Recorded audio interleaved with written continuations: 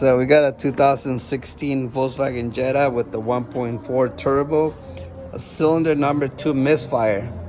So we swapped the coils already and it came back again. As you can see, this is number 1, this is number 2, and not 3 and 4, but we swapped the coils, we marked them, and now we're doing a compression test because it came back again, and we have a bad cylinder, right? We should get at least 100 PSI.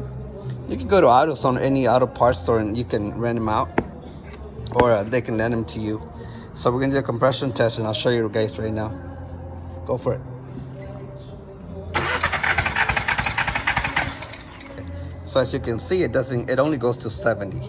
It should be at least 100 to have a decent running engine. We're gonna do number 2 now. Okay, let's release the pressure. Okay.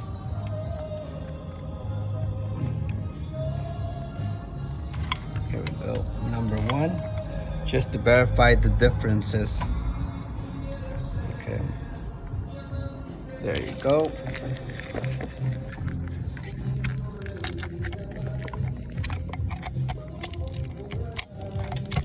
There we go. It's good now. All right, go ahead.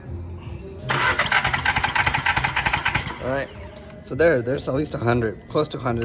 That's not enough. That's not great. But we'll take that if all the cylinders were about the same.